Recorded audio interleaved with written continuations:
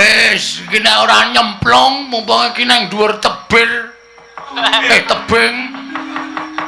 Aku nyemplung blung siraku ketampan karang.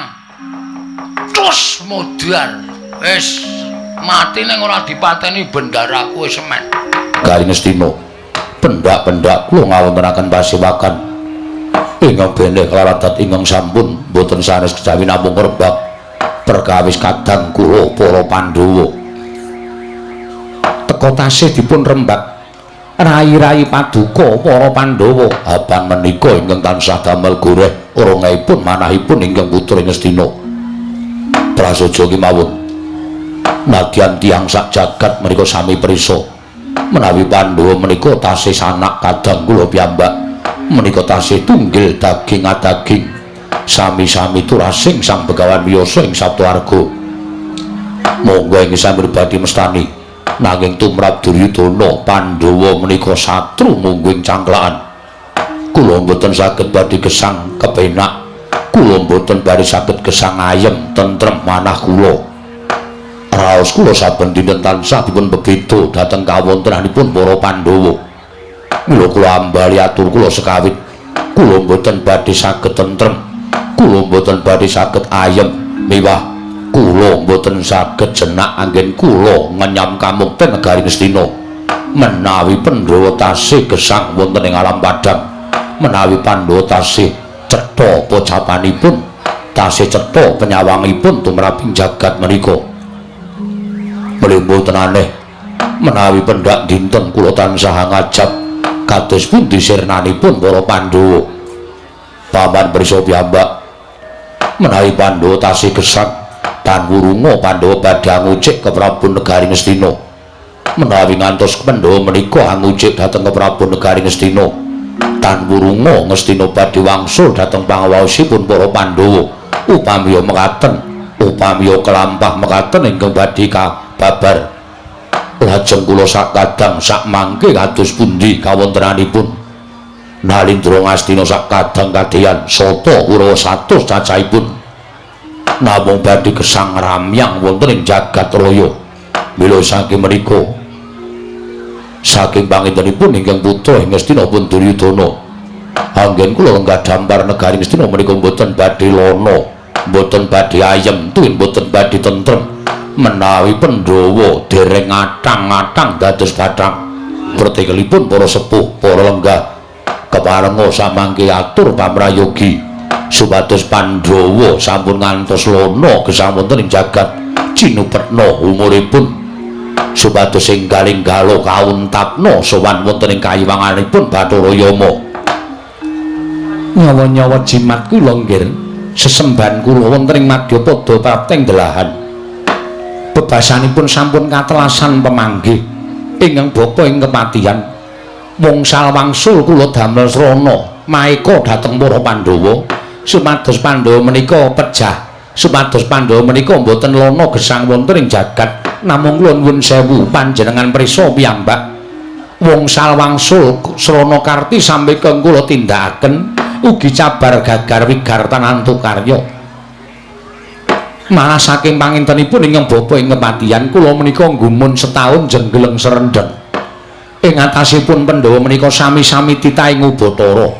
Panjenenganipun anak Prabu Sakurawa menika ugi titaing Gusti, Pandhawa menika ugi titaing ingkang akarya jagat. Nanging sabab menapa gesangipun wonten ing Madyapada teka bentenipun bebasan bumi kaliyan langit. Pandhawa menika dipun jangka kacintrananganipun boten nate kelampahan, langkung-langkung dipun jangka pejahipun.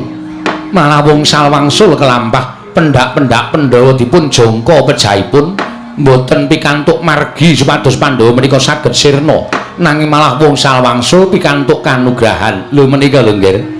Kula nuwun sewu. Bentenipun Kurawa kaliyan Pandhawa menika ngaten menika. Bilengking saking menika nggih Blaka Suta blakutang terus terang. Menawi ingkang bapa ing kepatihan dipun dangu supados damel karti sampeka prasaja kemawon kula sampun ketelasan ngakal, kula sampun ketelasan pemanggih ewadene sakmangke menawi paduka badhe andangu sesepuh negari Ngastina supados damel pejahipun para Pandhawa menika menawi paduka dangu ingkang bapa ing kepatihan menika lepat. Lepatipun kados pundi? Nyatanipun kula menika dereng nate sarawung kaliyan para Pandhawa. Wiwit Kurawa alit Pandhawa ugi tasih timur. Ingkang bapa tansah srawung kaliyan para Sata Kurawa, malah paduka prisa piyambak kula mboten nate matuk, kula mboten nate rujuk. Tuwun kula mboten nate andumbani Kurawa gesang rukun kaliyan para Pandhawa menika lho nggih. Mila menawi paduka dangu ingkang bapa ing kepatihan kula nuwun sewu dinten menika kula ketelasan ngakal. Sampun boten saged ngulir budi ngasah kadewasan. Atur pamrayogi kados pundi srana pejahipun para Pandhawa. Namung kula nuwun sewu. Wonten mriki wonten tetiyang ingkang sejatosipun pantes lan trep saged damel pejahipun para Pandhawa amargi piyambakipun menika dados gurunipun para Pandhawa. Kula kinten panjenenganipun sampun ngertos pengapesanipun para Pandhawa sabab tetaunan anggenipun campur kaliyan para Pandhawa, malah kula nuwun sewu mbok menawi sampun saged mangertosi jawi lan lebeting para Pandhawa. Sinten menika mboten sanes kejawi namung Kakang Premban Durna. Menawi paduka badhe anlangu babakan pejahipun para Pandhawa, monggo kula trindangu Kakang Premban Durna mbok menawi saged atur waluyan babakan karti sampeka pejahipun para Pandhawa ingkang prayogi menika kados pundi? Durna wonten dawuh nggih. Nyambet dhateng ngenjaripun Paman Haryo Sengkuni. Menapa dipun ngendikaken Paman Ploso Jenar menika saking petanganipun ingkang putra leres. Leresipun dasaripun menapa? Bawa Durna menika tansah campur kaliyan para Pandhawa. Bawa Durna menika mangertos dhateng lair lan batosipun Pandhawa. Mila kula nyuwun pamrayoginipun Bawa Durna kados pundi srananipun Pandhawa supados pejah, alitipun Pandhawa supados cintraka gesang wonten ing jagat menika. Bapa Premban Durna. Wah! Gandhak plegudung selalu gembol. Sumarante hawala. Dipate pripun? Matur nuwun nggih, pun iso goleke gawean wong tuwa. Nggih Kakang Durna mengke ndak sampeyan mboten mikir enten pasewakan. Oh nggih, matur nuwun. Kula nuwun sewu, Ger. Sukalima kaliyan Kang Rama inggih menika sinuwun Prabu Dastarata supados kula wentah babakan ngelmu jaya kawijayan, guna kasantikan bebasan tinatah mendat, jinara menter tinumbak bengkung sinuduk putung. Mila mboten aneh menawi paduka paring dawuh, Bapak Durna panjenengan ingkang tansah caket kaliyan para Pandhawa menika leres nggih. Jer Pandhawa menika siswa kula. Kula menika murid utawa kula menika gurunipun para Pandhawa. Inggih. Mila Bapak Durna kedahipun mangertos babagan keringgihanipun para Pandhawa. Nuwun sewu nggih. Menawi bab keringgihan menika kula ngertos, namung nuwun sewu, kula mboten saged ngaturaken dasaripun menapa. Kula menika guru. Pandhawa menika pendak-pendak sowan wonten ing Sukalima, tentu kula rengkuh kados dene anak kula piyambak, semanten ugi para Sata Kurawa. Menika menawi wonten ing pamulangan Sukalima, ugi kula rengkuh kados dene anak kula piyambak. Kalih-kalihipun menika mboten kula bentenaken. Sedaya kula sami kula mboten banci ladan. Inggih. Nuwun sewu Kakang Durna. Pripun? Sampeyan ajeng usul napa melih? Nerak sampeyan mestine ngerti keringkihanipun para Pandhawa. Ngerti? Kula wis matur anak Prabu Duryudana. Kula wis ngerti nek keringkihaning para Pandhawa meniku pripun carane mateni kula ngerti. Kenapa sampeyan ora iso ngaturake? Nun sewu Dipate, Sengkuni dudu Durna, Durna dudu Sengkuni. Pangkate dhewe-dhewe. Saking murid menika mboten wonten jamak limrahipun. Mboten wonten jamak limrahipun. Guru kok mentala cilik gawe cintrakane murid, gedhe gawe patining murid menika dereng wonten. Kelampanipun Dipate. Nuwun sewu, sakniki hitungane mboten perkara guru njlomprongke murid. Ning hitungane sampeyan niku nuwun sewu ngeyup wonten pundi? Ngeyup wonten negara Ngastina. Ingkang paring panggesangan sampeyan anak Prabu Duryudana.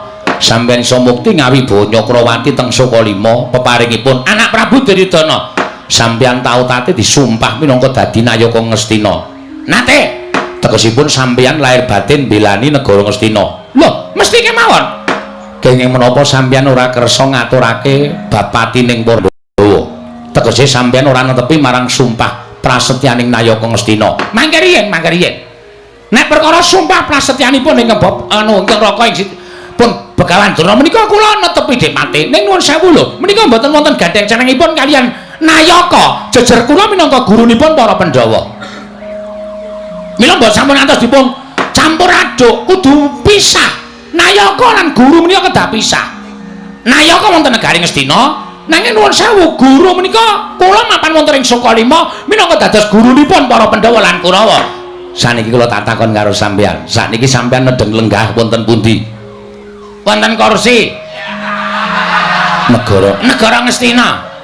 Tegesipun sampeyan minangka dapukipun kula Nayaka. Lah Nayaka didangu karo ratu wajibe ngaturake menapa sejatosipun nggih Naryasrana pemarem penggalipun anak Prabu Ngastina. Kenging menapa sampeyan malah damel cuwanipun anak Prabu Ngastina. Kudune sampeyan iso dadi pemarem. Kula menika guru nak ning Sukalima. Teng mriki rak Nayaka. Nayaka didangu ratu kok ora mblakake sejatine menika teges sampeyan nglencati kewajibane minangka dadi Nayaka. Ora lole-lole. Niki sampean kudu matur ora mung cukup dilole-lole. Sampean kudu matur. Dalah. Lah kok dadi kalah aku ya. Iya Dek Pati nggih pun kula tak manut karo sampean. Lah nek ngonten tak bakal padhang kahanane. Sampean ora usah selak kanthi etok-etok dadi guru. Sampean iku Nayaka teng negara Ngastina. Nek sampean ora gelem ngendikake kringyaning para Pandhawa apa kelakon dijabel le minangka dadi Nayaka, sampean ora diakoni Nayaka Ngastina, Sukalima dijaluk negara Ngastina sampean ajeng mapan teng pundi? Ora Mang wangsulan kok anggere bingung anggere mumet kok Oh nggih Dek Pati nggih. Nggih menawi tetela mengaten kula ajeng ngaturake. Lah nek ngenten iki kula tak midhangetake ingkang tetela. Mangrungokke. Nggih. Pandhawa menika nuwun sewu. Menawi badhe dipun jangka pejahipun menika ngremit. Tegesipun ngremit, rungset lan rumpil. Tegesipun kedah pados srana ingkang saestu. Menika kedah mawi petangan ingkang ganep dipun gelar lan dipun gulung. Sebabe Pandhawa menika pancen luput senjata tawa. Tegesipun dijangka cintrakane ora kelakon, dijangka patine saya ora kelakon, malah luwih-luwih Pandhawa menika mesti kaning titah ketitik saben dijangka patine mesti malah entuk kanugrahan. Wong samangsul Pandhawa entuk kanugrahan merga dijangka patine. Nggih napa mboten? Nggih. Nalika Pandhawa mangloropke teng Wanamarta, mangken babat Wanamarta, Bratasena, pamrih sampeyan mung dipangan karo berkasaan jin setan sing padha mapan ning Wanamarta. Ning merga saka teguh timbul, merga saka kapercayaning si Bratasena. Dheweke iso babat Wanamarta ora dipangan jin setan berkasaan ning malah entuk negara Ngendraprasta. Nggih napa mboten? Nggih. Dek jaman sampeyan ngombeni Bratasena. Nggih. Nalika Bratasena nom jaman biyen mangapusi mangombeni wujuding waragan. Inum-inuman sing marai mendem. Werkudara Bratasena ora eling mangcemplungke wonten ing sumur Jalatunda, sumur Upas.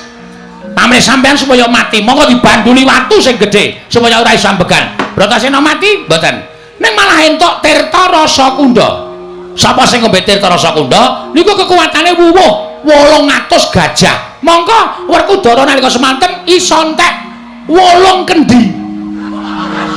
Tegese kekuatane Werkudara niku nek nesu 800 gajah. Ora jajal. Mbira luka wae ora ana 800. Niku nggih Kang. Nggih. Mula wis dingerteni dening kalayarame. Menawi Pandhawa menika pancen boten saged dipun jangka pejahipun. Nggih Kakang. Ning menawi jenengan Adipati harus kene anak Prabu Duryudana menika pasrah kaliyan ngobong Sukalima. Kula menika ibaratipun mejahi para Pandhawa menika angel mijet wae ngranti suwe banyu sinaring. Lah kok iso ngendika kaya ngono? Lho, merga kula ngerti pengapesane. Pengapesane Pandhawa menika mergane napa? Nek Pandhawane pancen ora iso dipateni, nek Baka utawa 5 babar pisan dipateni menika mboten iso. Merga 5 ning Pandhawa menika mujudake satunggiling kekuatan ingkang mboten saged dipun pisah-pisahaken. Ngoten nggih. Nggih. 5 ning Pandhawa menika mboten saged dipun pisahaken dening menawa kemawon. Pun tiyang ingkang badhe musyawarah. Wonten ing kula sedaya menika adil tumrapipun sinten kemawon merga kula sedaya menika kembar. Nggih. Ya, senengke wae. Terus salajengipun ning Pandhawa menika wonten ingkang tunggu. Sing tunggu gendruwo. Ampun sembrono to. Mangke riyen kula dongke. Sing tunggu menika piyai loro. Inggih menika mustikaning jagat. Setunggal inggih menika Nalendra Ndarawati Prabu Sri Bathara Kresna pranyata menika titising Sang Hyang Bathara Wisnu dewa ingkang ngandung kabagyan. Sapa sing arep wani karo Nata Ndarawati? Antara loro. Inggih menika pun pamongipun para Pandhawa. Inggih menika Semar Badranaya. Sabab wong sak donya menika sami nyebat Semar menika pusaka ingkang bisa kandha, jimat ingkang bisa ngucap. Nadan derajate ngamung ngaceplik, wong loro saudon telu saurupan. Nanging Semar menika Nuwun Sewu, menika pamong agung pamonging wong tanah Jawa. Sapa sing cedhak karo Semar, sing lali bakal dadi eling, sing bengkong bakal dadi jejeg, sing luput tumuli bakal eling marang keluputane. Menika ampuhe Semar wonten mriku niku. Mula Pandhawa menika ora iso dijangka patine merga cedhak karo wong loro niku. Tegese pun cetha nek arep jemateni para Pandhawa kudu iso nyirnake utawa nyingkirke Prabu Sri Bathara Kresna angka loro Semar Badranaya. Kula nuwun sewu. Nek nyirnake Ratu Ndarawati ketoke kok angel. Ning ketoke nek nyirnake Semar nuwun sewu gandeng Semar menika derajate ngaceplik. Gampang anggenipun badhe mejahi dhateng Semar. Ampun ngawur. Ampun ngawur Cepate. Arep Semar niku ing kawula Semar niku ning Bathara. Nek nuwun sewu kula wis maturna, nika titising Sang Hyang Bathara Ismaya. Nika ya angel dijangka patine. Umure Semar menika nuwun sewu wis mangabad-abad tekan seprene. Ajeg wae ora mundhak tuwa, ora mundhak enom. Ya wis ming kaya ngono kuwi wae. Niku ampuhe Semar. Nggih. Mula sampeyan ampun gampangke mateni Semar. Semar niku angel dipateni. Merga Semar niku panjalmaning dewa ugi. Menika nuwun sewu, titaning setengah dewa, setengah menungsa. Oh, ngoten. Nggih. Lah saniki kula tak takon babar pisan. Mang takon apa? Terus cara mateni Semar menika pripun? Nah, nek sampeyan takon kali kula padha le ora ngerti.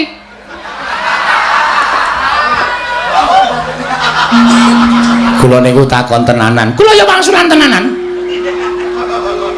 Pripun carane? Lha sewu dipatene sampeyan mang takon piye to carane materi Semar? Mbok modar. Saestu kula mboten ngertos pripun carane materi Semar. Semar menika dijangka materi cara piye? Semar dimingi-mingi Brajabrana, Brana Picis. Semar menika ora sulap karo Rajabrana. Semar dimingi derajat pangkat negara Ngastina, tumuli tekan Ngastina dipateni. Semar menika mboten bereng kalian derajat pangkat. Semar menika wonge uripe apa anane, ora bereng karo Bradadanya, ora bereng karo bradat pangkat. Mulane arep ngapusi Semar niku wis kentekan akal. Ngoten nggih Kakang Dula. Nggih. Lah terus pripun iki kok ming mandeg tekan sementen? Mateni Semar niku carane pripun? Mandeg riyen. Kalih mikir. Oh. Mergi nek mboten mikir utawa sembrana parikena utawa sak kepenake dhewe ling jangka mateni Semar. Oh, niki mengke Mas Semar ora mati ning malah Kurawa bakal kewirangan. Mula kudu dipikir. Nggih. Nek miturut sampean pripun Dewate? Nggih nek miturut kula Semar diboyong teng pundi terus dipateni. Oh, Semar niku ngerti. Sampeyan teko ajeng mateni Semar niku sempat dibedhek karo Semar. Oh, pakai sengkuni tekan kene kowe arep mateni aku, modar kowe. Kowe arep ngapusi karo aku arep tak boyong nang alas, arep tak pateni. Semar niku iso maca batine wong. Oh, ngoten nggih. Nggih. Wis kawuhan pokoke. Terus apike nek cara sampeyan? Nek cara kula nek manut kula, dinengke mawon, so nek tuwa ora mati dhewe.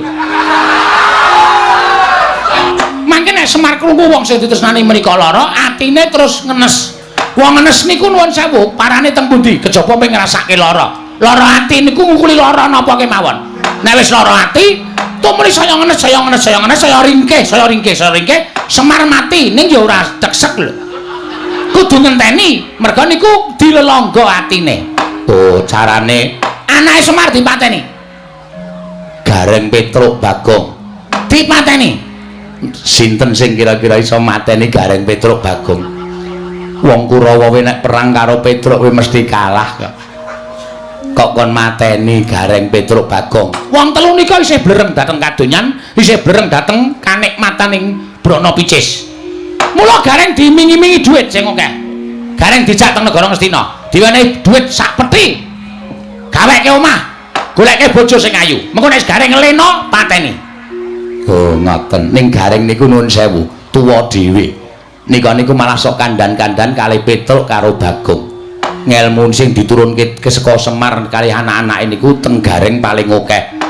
Lupute Gareng Petruk. Petruk. Nggih. Kurawa nek perang karo Petruk kowe kalah kok. Dimingi-mingi dhuwit Raja Brana. Petruk nek gelem dhuwit Raja Brana mesti wis biyen-biyen Petruk niku wis dadi sugih. Tur Petruk ya wis tau tate dadi ratu. Dadi ora tau kok.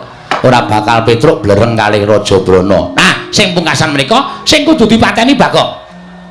Bagong dipateni menika kathah sing padha sedhih. Oh, ngaten. Nggih. Mergo kae-kae do seneng kalih Bagong. Mula Bagong dipateni. Lah nek Bagong niku bocah ndugal kewarisan seorang nganggo petung.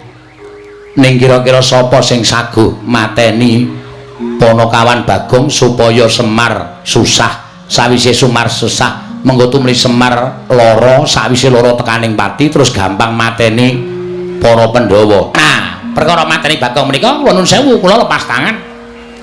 Kula mboten tumut-tumut. Kula namung nudahaken caranipun kemawon. Sinten ingkang badhe rumandang karya? Mbok menawi Senopati Negaring Astina, anak Prabu Karna Basusen ingkang sagah mejahi dhateng pun Bagong. Kula nuwun sewu Bapak Pan. Mboten ketang sekedhik kula menika tau tate dipun mong kalian Bagong, dipun kudang kalian Bagong. Mila menawi kula kedah nyumurupi muncrating maros saking dadanipun Ponokawan Bagong, kula nuwun pangapunten. Dinten menika kula mboten badhe tumut-tumut pirembagan, kula namung netepi dhateng pangandhanipun Yai Prabu Duryudana supados kadhawuhan sowan ewadene wonten pakaryan. Kula nyuwun pangapunten, dinten samangke kula mboten nampi pakaryan menapa-menapa. Aduh. Pripun nggih Pate? Lah nggih monggo pripun?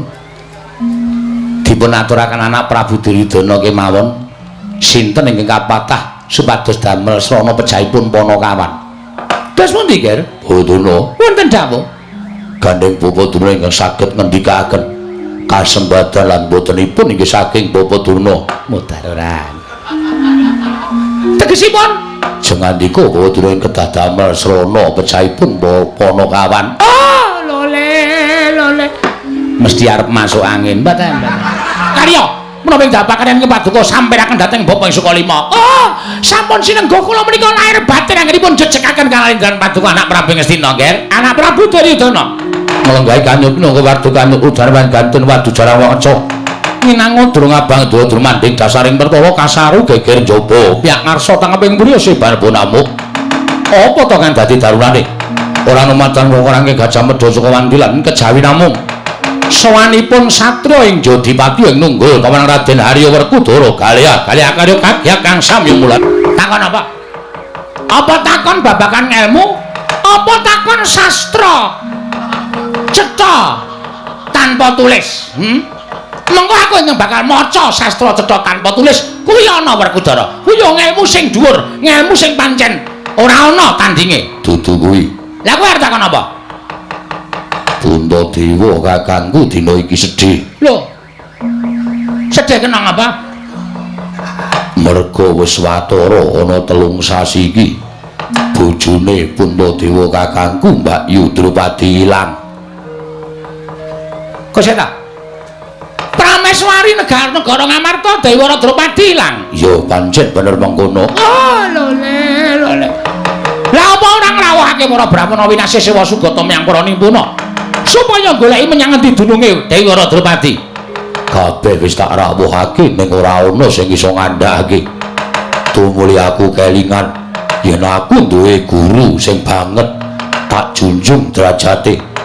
Pendhita sing kondhang monyor-monyor. Ya kuwi Bapak Mremban Durna, mula sowanku aku pengen takon karo kowe. Takon bab apa? Wara Drupadi Mbak Yu kuwi menyang endi? Yen kowe iso ngandhakake tak anggap kowe guruku tenan. Yen ora iso ngandhakake, wah aku isin duwe guru kaya kowe.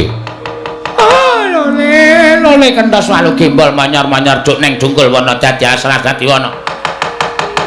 Werkudara iki bab sing ora enteng lho Werkudara. Iki ora bab sing baen-baen.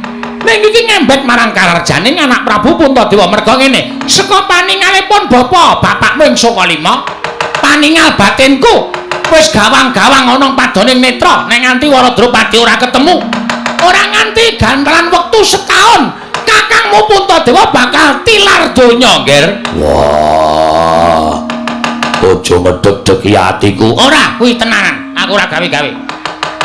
Kakangmu Puntadewa bakal seda. Merga kelangan garwane sing ditresnani ya kuwi Waradropati. Mula wektu dia iki kudu digoleki. Mula kowe kandha Mbak Yuku nendi lak golekane? Werkudara? Nggih. Aku njaluk wektu ora ketang nulung-tulung kedheping netra. Aku tak nglakoni semedi sedhela ya, Nger. Wah, arep nglakoni semedi. Iya. Menyang endi papanmu ngono bakal semedi? Ora tekan kono-kono, neng kene wae. Durna kuwi sak ciptane dadi sak sediane ana sing tak karepake iso kasembatan. Mergo aku pendhita ora mbiyen-mbiyen. Iya. Dudu pendhita ming cepete. Iya. Mula aku semedi nang ndi wae mesti kelakon pencang aku. Wah, gage semedi yo. Tunggunan sawetara Werkudara. Ora usah ditunggu ning ruang tunggu ning kene wae Werkudara. Iya. Dewane telu widodarine loro. Widodarine sing siji wis kewer-kewer ora karuan.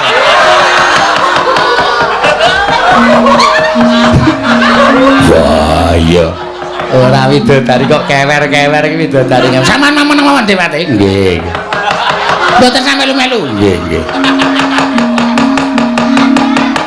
Dewa mau menehi sasmita karo aku Werkudara. Iya. Wis tak tampa sasmita mau kanthi terwaca. Iya. Mbakyumu Waradropati isih urip ora tekaning pati. Wah. Ning jebul nalika semana dewa kuwi menehi gambaran.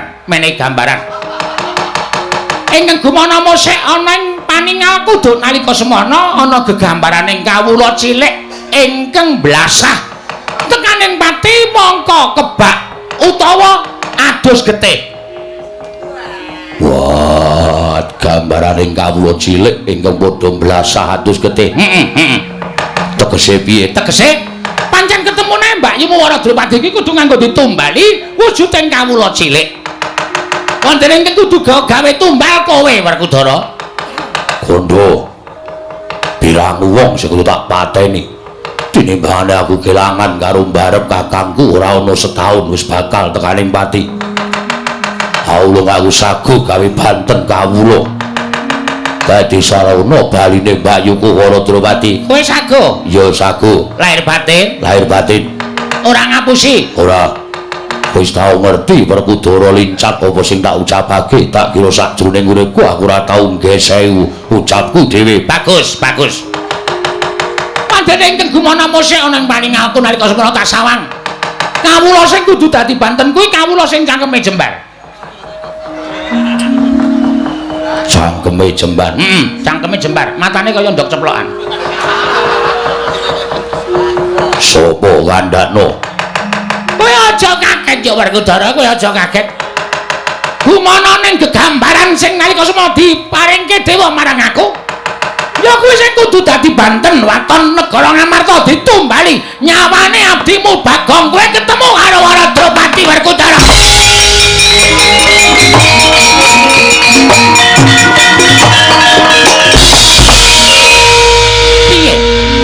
Piye Werkudara? Lah kok dadi njurmak prepet.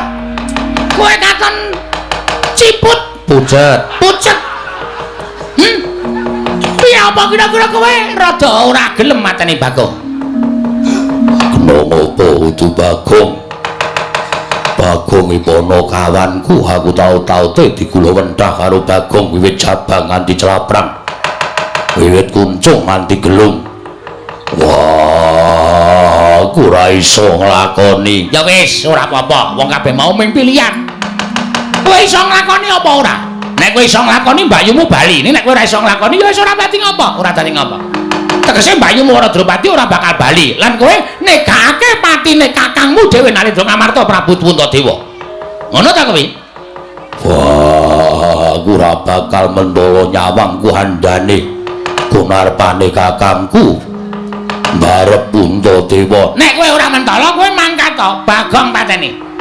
Nek Bagong to pateni dadi tumbal negara Ngamarta ora esuk ora sore. Esuk Bagong tok pateni, sore Prabu Dewi Waradropati bakal kundur. Sore Bagong tok pateni, esuk Waradropati bakal kundur. Nek nganti mrucut omongane bapakmu Bagawan Durna, kowe aja ngaku wong tuwa karo Bagawan Durna. Wah, Dipetung, aja nganti klerak-kleru. Aku aku ora kok ngojo-ojoki barang sing elek, ning dipetung nganggo nalar sing ganep. Abot endi? Apa kowe abot Bagong, apa kowe abot anak Prabu Puntadewa? Wis ngono wae. Nek kowe ora kuat mateni Bagong ya wis ora apa-apa. Mbak Yu ora bali, anak Prabu Puntadewa bakal mati sadurunge setahun iki. Nek kowe tegel mateni Bagong, Ndawa tetep 5. Kakangmu Prabu Darma Kusuma tetep sumanding kelawan Dewi Waradrupati. Wis kuwi wae hitungane.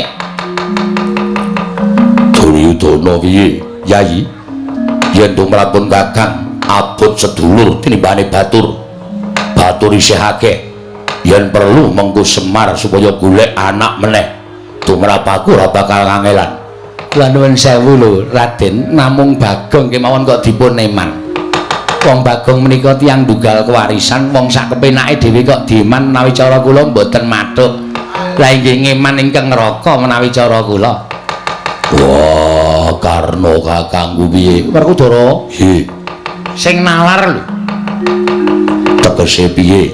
Ya pun Kakang mung bakal matur sing nalar. Sira kuwi wis dudu bocah. Werkudara kuwi wis wong tuwa. Ala becik bener luput. Kabeh ingkang bakal mbok lakoni kudu mbok petung nganggo nalar sing ganep, mbok gelar, mbok gulung, tuna lan bathine. Aja kesuru nemtokake swiji-wiji ingkang tunane mengko bakal gawe getu ning atimu lho Werkudara. Wah, Werkudara, kowe iki rasa takon sapa-sapa. Sing arep temandang ki kowe kok dadak takon kono-kono. Tegese kowe wong sing ora duwe jati diri, kowe sing ora duwe adeg-adeg. Nek kowe takon karo wong kono-kono ki oke sing padha ngendoni Werkudara. Ngati lho Bagong wis tau karo kowe ngono wae. Werkudara ora ngono wae. Nek menyang ya mangkat to. Bagong dipanteni nek ora, kowe tegel karo sedulur. wah, Bagong njaluk ngapura.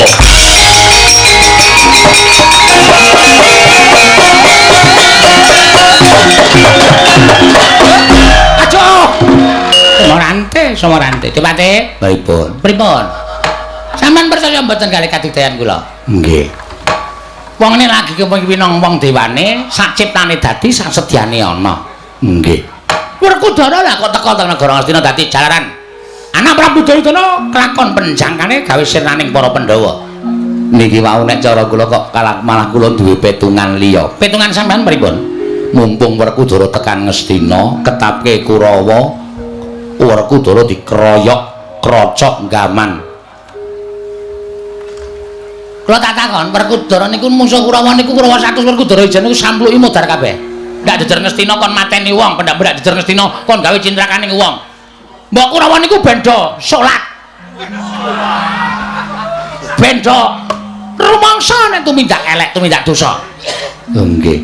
Ha, kula niku ngerti tok sumbere niku sampean. Pun sampean mboten sangel melu. Kurawa mboten diketapke nyegat Werkudara.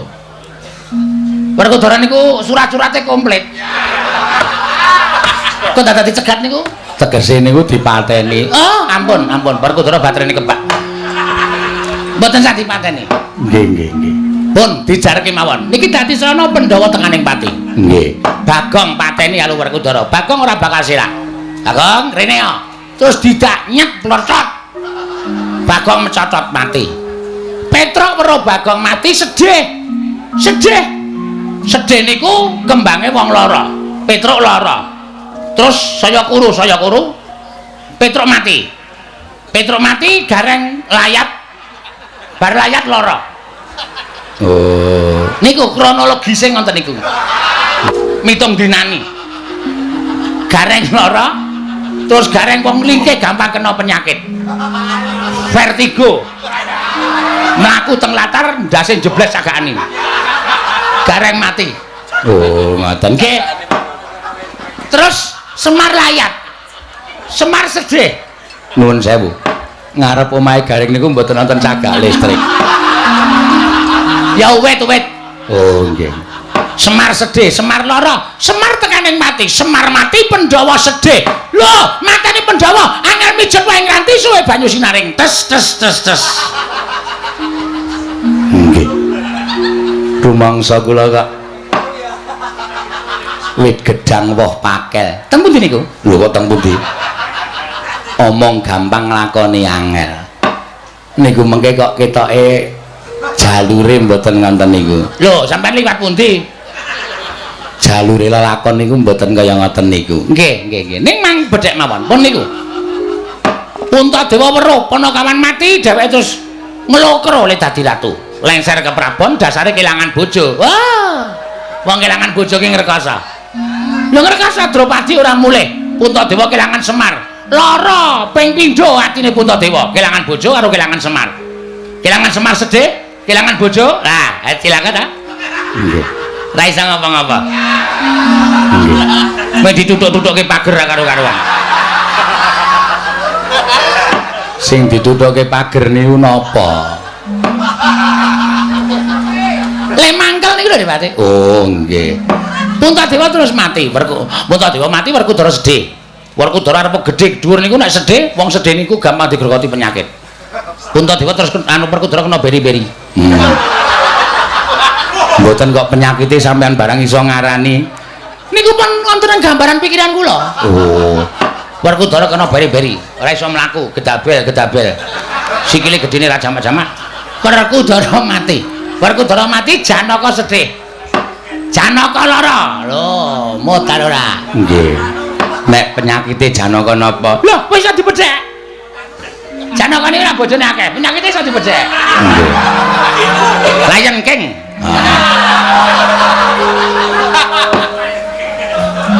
Janaka mati, modal ora ana sing gelem nambani Janaka. Nggih. Janaka tekaning pati, kembar sedih, kembar mati kabeh. Pandhawa mati, anak Prabu Duryudana dadi ratu. Slaminipun gesang wonten ing negari Ngastina mboten wonten ingkang ganggu damel. Lho, menapa mboten moncer? Nalendra turun temurun putra wayah dados Nalendra terus wonten negari Ngastina. Pandhawa mati, Semar mati, Panakawan mati, Prabu Kresna ora trima. Tekan negara Ngastina Malik buta gedhe banget. Buta sing teng pinggir niku. Semonten niku ngidak negara Ngastina kremyes. Terus Kurawa digulung kluthuk. Sukalima digumeng kurep kremyes. Pripun? Niku perang napa-napa kok mengkurep barang niku. Angge perang ta. Napa mboten adil? Pun sampean rasa mikir sing werna-werna. Rasa mikir sing werna-werna, butuhe pondok tekaning pati. Boduna. Mboten dawuh, Ken. Menapa Werkudara mejahi Bagong menika mangke badhe kasempatan Miturut paningalipun ing Bapak Sukalima, ginangan paninga kula balik. Ingkang sampun kula ngertosi menika mangke menapa Bagong menika tertentu badhe dipun poteng-poteng dening Werkudara. nggih. Nah ingaten matur sembah nuwun rantamanipun Bawaduna menapa inggih badhe kasempatan mekaten. Monggo ta dipun titeni. Bagong, Petruk, Gareng, Semar, Pandhawa sedaya badhe pecah. Marem raos kula. Kula nggih marem. Sampeyan marem mergane Iso ngaturake napa sing kula ngeruhi lho bare. nggih. Kakang Prabu Karna. Wonten dawuh Yayi. Pemanggihipun Kakang Prabu Karna babagan perkawis menika. Kula menika kok kados sowan wonten ing papan pamulanganipun lare-lare ingkang tasih alit-alit menika lho. Namanipun Menapa menika? Paman Arya? Paut. Nah, paut menika. Gunemanipun kok ting clebung ora karu-karuan. Kaya omongane bocah wingi sore. Monggo, sakmenika Kyai Prabu mulai bali pitados kula semanggaaken. Namung kula nuwun sewu, kula mboten badhe mancahi pirembagipun para sepuh ing sami anjenengi lenggah. Menika mangke badhe mrucut sedayanipun, malah saking paningalipun ingkang raka ing Ngawangga, Kurawa badhe kewirangan. Oh, dulu kados pundi? Pemanggih menika benten-benten. Anak Prabu Karna gadhah pemanggih atus makaten dipun sungakaken nggih, dipun sungakaken. Ning kula gadhah pemanggih dalu menika Pandhawa sirna. Nggih. Matur sembah nuwun. Sampun, monggo sakmenika kundur kedaton kemawon. Mangke mindak saya kathah ingkang gadhahi pemanggih, malah panjenengan saya mboten pitados kaliyan pemanggih kula. Bapak Daryo. Wonten dawuh. Budana Kang Padasipuk, wis ta sing ngomong ki kono wae. Sing ngomong ndika kuwi men Prabu Duryudana wae. Mencek-acek Adipati. Nggih, budana Kang Padasipuk ingsun kundur kedaton. Ingsun ya iya. Iya. Wis lakoni kita lakonane. Terus mekat. Woi, tak kandhani ya te. Inggih. Kelakon penjangkaku. Lho, penjangka ing pundi? Kowe ngerti yen aku gandrung karo Wara Drupadi. Kasinggihan mekaten, Wara Drupadi tak colong saka Ngamarta. Tak papanake ana ing taman negara ing Giri Kadasar. Iki mau tak tanting te. Drupadi tak tanting tak pek bojo dheweke. Terus pundi sinuwun? Ketingalipun kok sumringah pasuryanipun kowe tak kandhani. Kowe rungokno kupingmu kowe. Iya kados pundi? Drupadi gelem tak pek bojo. Waduh nderek bingah ora ming melu seneng. Kowe budhal golek tontonan sing akeh ana ing negara Giri Kadasar. Ngersakaken menapa? Kabeh ditanggap ana ing negara Giri Kadasar, aku tak tindak siram jamas. Kabeh kabudayan kesenian sing adiluhung iki ditanggap kabeh aja metung akeh Probya. Kabeh ditanggap ning negara Giri Kadasar padha seneng-seneng suka-suka parisuka mergo aku bakal dhaup karo Wara Drupadi. Ngestaken dawuh ketoprak wayang wong, wayang klithik, wayang gedhok, wayang beber, campur sari. Nom ngestaken dawuh. Apa jenenge kae? Sing dipejet-pejet anu elektron. Lah penyanyine sing apik-apik ya nggih ngestaken to. Negari Giri Kadasar menika wonten penyanyi sampun kondang. Naminipun Tatin aja. Uradamata duwiten aja. Nanging kula remen ya tanggapen dhewe. Nderek Paduka sinuwun, wah kowe patih ning Tarsan. Gundal gandul, gundal gandul. Iya lajeng paripun aku tak siram jamas kabeh, rupian-rupian seneng-seneng. Buron wono dibedhaki kabeh dienggo mangan bareng-bareng. Ngestreni nggone Wara Drupadi wis gelem bakal tak hebut. Wayang kok tanpa perang blas. Nah, mesti janjanipun mboten kok perkawis menika. Namung pancen lampan menika pancen ngaten menika. Lah wong disuwuni nggih wonten wonten ya kula kedah ngaturaken menapa wontenipun. Estunipun ngaten menika. Ning janjane ya ora kudu nganggo perang ki ya ora apa-apa. Wong jeneng wayang menika niku tuntunan, tontonan, tatanan lan tantangan. Menika mengku filosofi filsafat ingkang langkung lebet. Mila menawi betaken aku golek lakon sing perang terus Bratayuda. Lho. Menika saka sore wis perang terus. Wis ngungkuli wong padu. Geger ora karo-karuan wis sak nggon-nggon perang. Tur mesti ora nganggo limbukan, ora nganggo gara-gara. Nek Bratayuda menawi cara kula ngaten menika. Mboten dados menapa. Ingkang wigatos dalu menika sampun kelampahan panjenenganipun Bapak Dr. Insinyur Wahyu Purwanto MSI anggenipun Donarasa ngaturaken pagelaran wayang kulit dalu natas wonten ing Desa Hargosari, Kecamatan Tanjung Sari, Gunung Kidul mriki sampun kelampahan. Panjenenganipun anggenipun memperkenalkan diri kagem para warga saking Hargosari mriki mugi saged tinampi kanthi ikhlasing penggalih. Menika ingkang saged aturaken panjenenganipun nyuwun donga pangestu menjang upami dipun keparengaken lan nampi berkahing Gusti kersanipun Gusti saged minangka dados pemimpin wonten ing Gunung Kidul mriki taun 2020. Monggo sami dipun surasa sareng-sareng mergi tumrap kula nggih mboten kedah nganu ingkang adil kemawon dipun surasa. Wah pancen panjenengan Pak Dr. Insinyur Wahyu Purwanto menika piyantunipun sae inggih menika pantes. Monggo sami dipun surasa sareng-sareng. Dasaripun wekdalipun tansah sawetawis dipun surasa kados pundi sak mangkenipun sampun ngantos keseluruh dalan ingkang klintu. Kula mboten badhe wong nyatane Petruk menika nuwun sewu kula menika wong independen. Kula menika wong merdeka. Dadi nuwun sewu mboten kok mligi katimbalan minangkun Bapak Insinyur Wahyu Purwanto lajeng kula nggih ngaturaken kesaenanipun wong nyatane piyayinipun ya sae. Biyainipun nggih dereng nate nuwun sewu nembe sak menika lan salajengipun nimbali malih menika ateges panjenenganipun ugi tresna dhateng budaya, tresna dhateng seni. Mergi kula pitados warga Gunung Kidul menika warga yang cinta budaya dan adat istiadatnya tidak pernah ditinggal oleh semua warga Gunung Kidul. Buktinipun pendak merti dusun merti desa mriki menika tentu wonten pagelaran seni lan budayanipun. Mila bab menika kedah sampun ngantos dipun supekaken mrika ing langkung wigatos. Tumrap kula ngaten.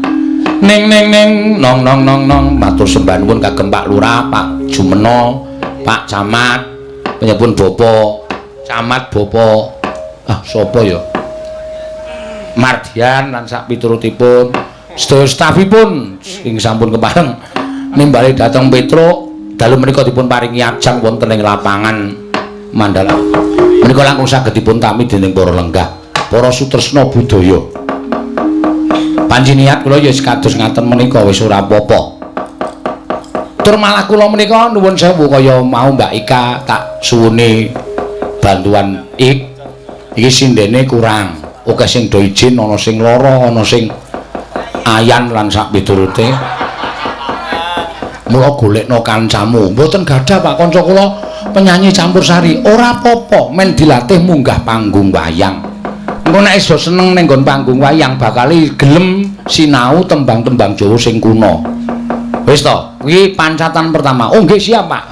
Nyatane ya muga-muga do tresna karo seni-seni budaya sing kaya ngeten menika. Menika mboten anu, Mbak, menika kagem sangu. Kagem sangu. Panjenengan iso apal anu senian tradisi, iso apal kesenian modern. Wah, luar biasa. Kaya ikan iki. Aku entuk ika iki ning Karanganyak ngendi? Karang Tengah. Ana wong nyuwara penyanyi kok nyuwara gamelan kok apik, langsung tak ambil. Jenenge sapa kae? Aku takon Mbah Waluya. Jenenge Ika. Sesuk kemel aku. Ya siap Mas. Kula sampeke. Nyatane sakniki jineman ya wis iso.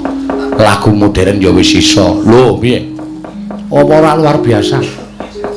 Saiki wis wah. Ayo nek penyanyi laris ki gelange kuwi gedene Raja Macan.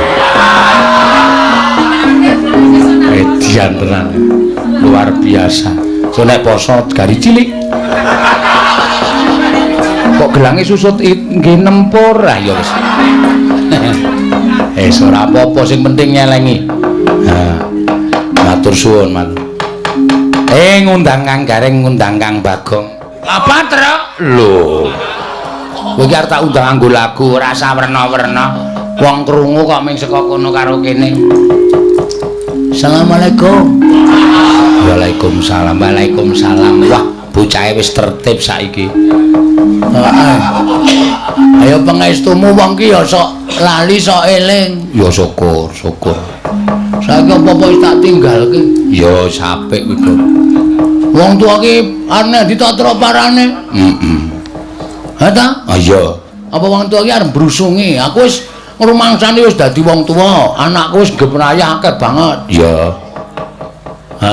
Arep apa meneh? Apa arep ndauh terus? Apa arep dugal terus? Wis ora wancine. Iya, syukur, syukur.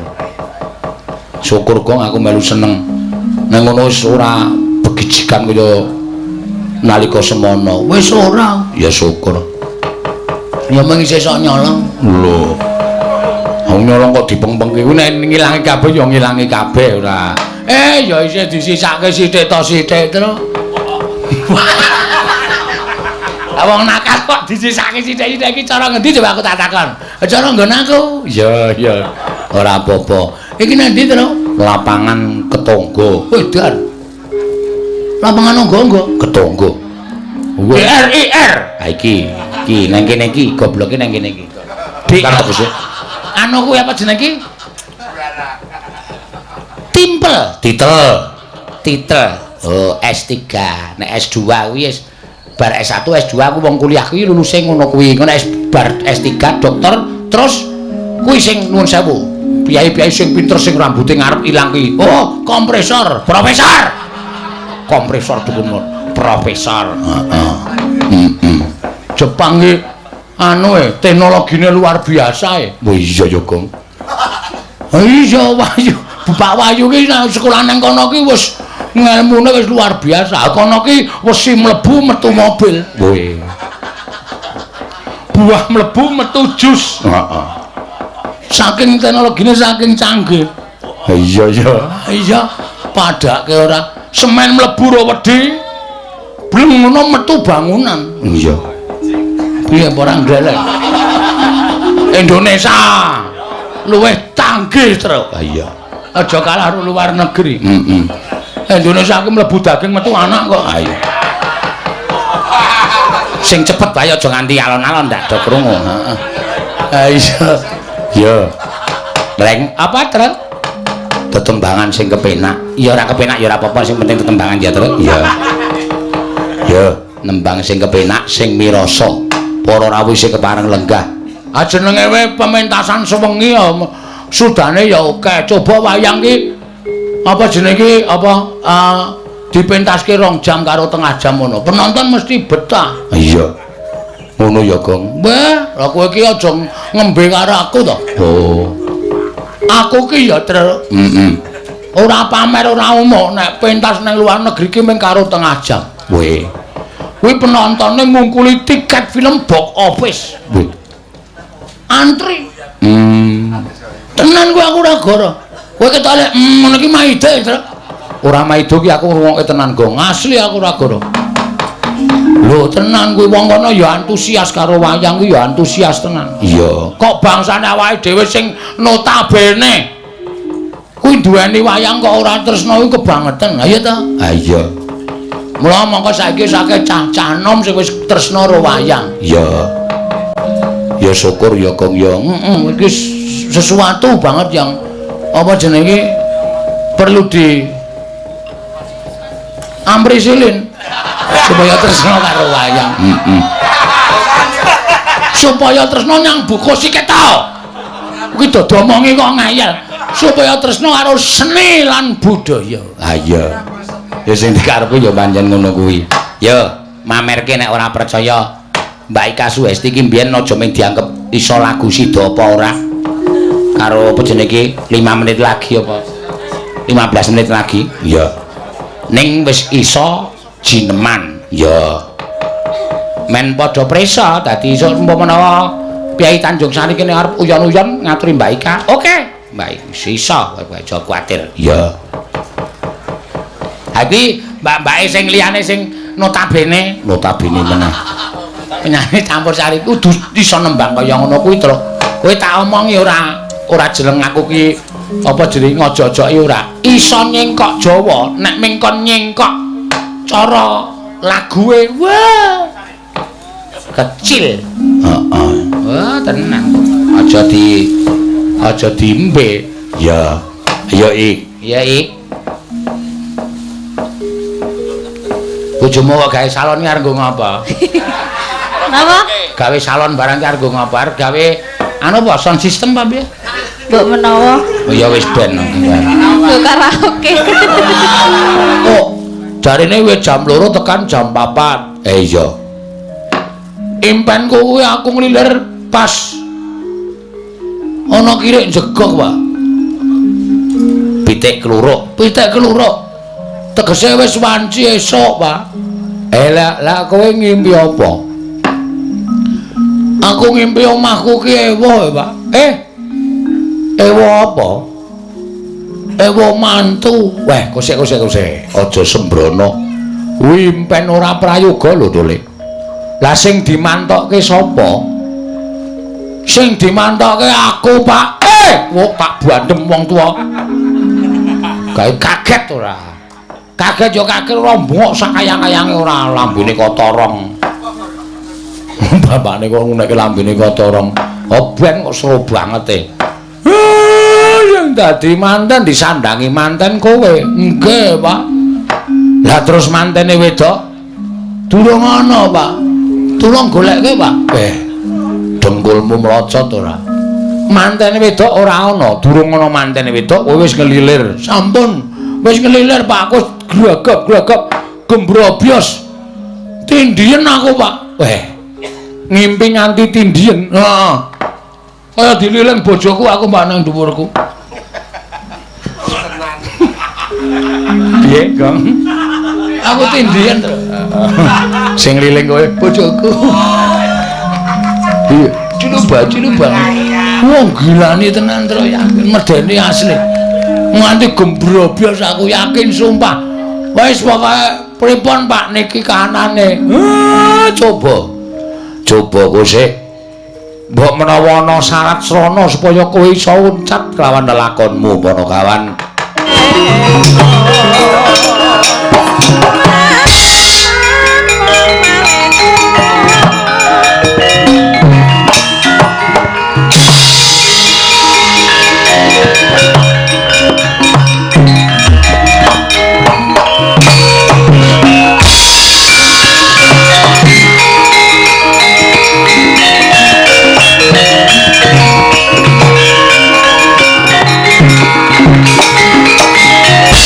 Ndara bekti kula Ndara Janaka, iya nala garing tak tumpuk.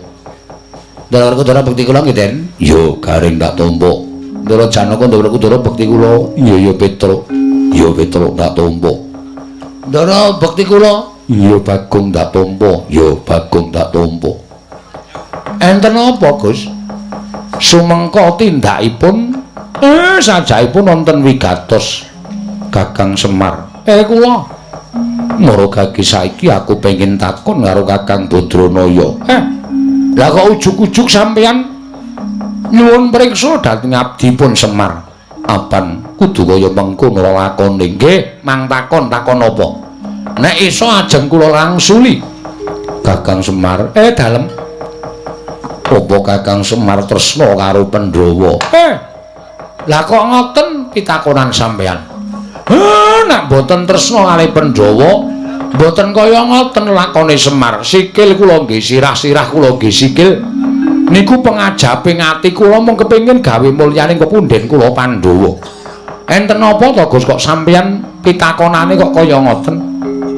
Ngerti yo.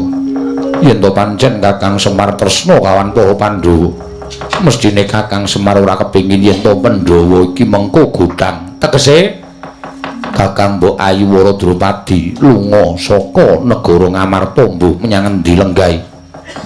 Ndadekake sungkawaning Kakang Prabu Puntadewa tumuli Janaka lan Werkudara kinen ngupaya. Jebul tinemune dina samengko ana syarat sranane yen to Kakang Mbok Wara Drupadi kudu kondur marang negara Ngamarta. Syarate napa? Yen aku matur kelawan Kakang Semar Kakang Semar ora duka. Nek pancen syarat srana niku ngembet karo Semar, awit napa syarate mangkula aturi paring pangandikan. Kula nuli kejaba mung kowe kudu masrahake marang anakmu Bagong. Dipasrahke pripun? Dipasrahke marang Janaka. Nek pun kula pasrahke, Bagong bakal tak anggo tumbal. Bagong ajeng nggih gombal.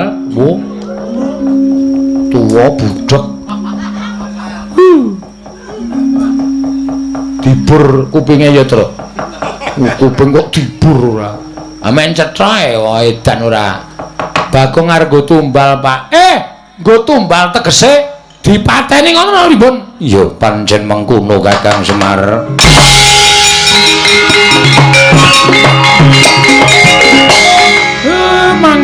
Mangke riyen. Aku Den. Nuwun sewu bareng sampean ngendika kaya ngoten ati kula kok kaget. Kula kok miris sampean kok bola-bali percaya karo Begawan Durna to. Cobi kula tak nyuwun priksa. Sing dipercaya niku napane? Anak kula Bagong ora ana gandeng senenge karo Ndara Ayu Wara Drupadi lah kok malah saniki ajeng didadekke tumbal. Niki terus lara-larae pripun sampean kok percaya banget karo Begawan Durna? Kok nganti anak kula sing melu momong sampean wit cilik nganti gerang kaya ngoten. Sampeyan ajeng mentala dadekke korban. Kula mboten entuk, kula ora mathuk. Yen Kakang Semar ora entuk tegese Kakang Semar ora tresna kaliyan para Pandhawa. Kula tresna. Ning aja kok kula warga kula dienggo korban. Kuwase tak jaluk entuk ora entuk tak jaluk. Dipol. Wenehno bangane anakmu tak rudha paripeksa. Ampun kaya ngoten lho, Den. Niki anak kula lho, niki batur sampean. tinimbangane aku kelangan Kanjeng Koko Prabu Puntadewa luwung kelangan Bagong Kakang Semar sesuk iso golek putra meneh diangkat minangka dadi ganeping Panakawan. Nolo gareng piye? Pedro, impene Bagong kok numusi to. Gong piye, Gong? Nang apa iki? Ana rembug dirembug. Ana perkara diperkara. Kowe ra krungu apa piye wer duwer? Ndara Janaka rene, Gong. Wis ngerti arep ngapa? Ndara Janaka golek tumbal. Nggon aku akeh. Suwekan sarung urak gombal wer tumbal supaya Ndarawara Drupadi iso timbul ning negara Ngamarta. Mongko sing diangkat tumbale kowe, Gong. Lho. Aku? Nek kowe arep duwe atur matur Ndara Janaka dhewe. Sema iki kok perkarane kok iki piye iki? Ampun ngawuh gawar ngawur sampeyan. Kula ora ana sambung rapete karo tindake Ndarawara Drupadi kok ngerti-ngerti arep dipateni. Sampeyan niku duwe ati napa mboten? Sampeyan niku satriya lho, Gus. Kula dereke seprika-sepriki sampeyan nek tapa teng alas 3 sasi 4 sasi kula ora tau mulih teng omah mbelani karo sampeyan kok bareng saniki sampeyan tega kalih kula. Terus nuwun sewu. Batin sampeyan niku rasa kamanungsan sampeyan teng pundi? Rasa kokian gunung tanpa guna. Wose kowe gelem tak dadekke tumbal apa ora? Ora gelem aja klakon dosa tak ruda paripeksa. Bagong. Kowe gelem tak dadekke tumbal apa ora? Ora gelem tak idak nang kene mati nang kene. Mlayu le, mlayu mlayu Bagong.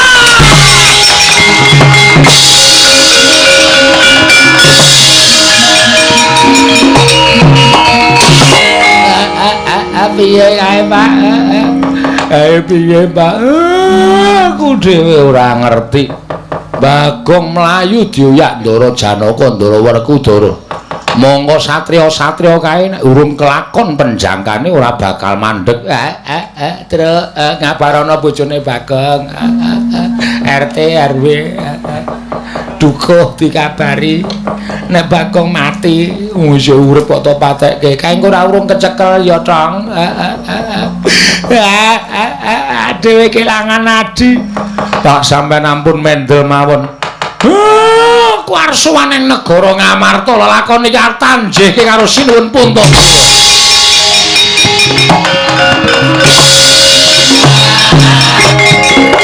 Nganti copot kabeh sandang aku.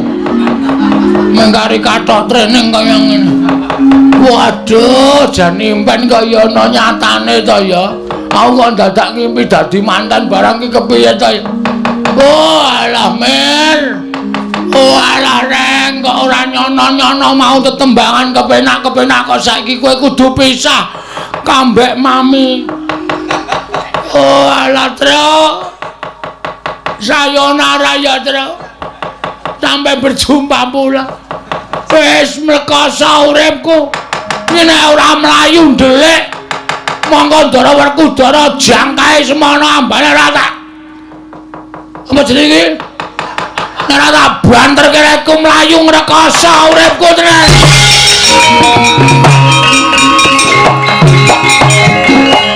Sajroning mlayu kok pikir aku kok dadi bingung ta iki. Aku arep nendi, arep ngenger karo sapa? Wis ora desa anak, ora desa sedulur, ora duwe kanca. Wah, wis repot tenan uripku iki. Monggo Ndara Janaka isih ngoyak terus kaya ngono kae ya mung tak gawe jaman sing ora-ora wis jan wis. Wis. Wis iki nek ora nyemplung mumpung iki nang dhuwur tebing. Tebing. Aku nyemplung blung sirahku ketampan karang. Terus modar. Wis mati ning ora dipateni bendaraku wis semen. Ning nek ngisor ki ora ana karange. Nyemplung set ombake suda nyut. Entuk watu ning daratan tuwa. Monggo ora mati. ming gagar otak ketrap-ketrip. Parani Ndara Janaka terus dilinggis ndasku. Nyun. Wah lara tenan.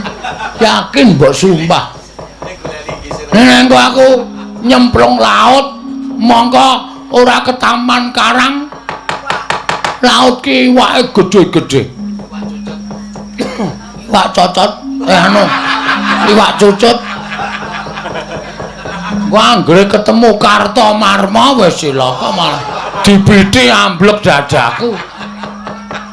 Ana lho iwak Kartomarma iki mandake. Enak e kuwi. Sing sapa iki? Ya nek ketemu iwak hiu langsung dimplok. Nek men ketemu iwak cilik-cilik kuwi lho. Iwak cilik-cilik seneng mangan daging. Ah ya wis. Men dikrikiti mboko sithik kae. Wah wis. Mongko gak nyemplung laut kolorku kendo. Kathoke mlotrok dhewe wis. Bawah laut nyom. Dikira cacing. Cacing hibrida. Cokot gemel. Ya nek pedhot.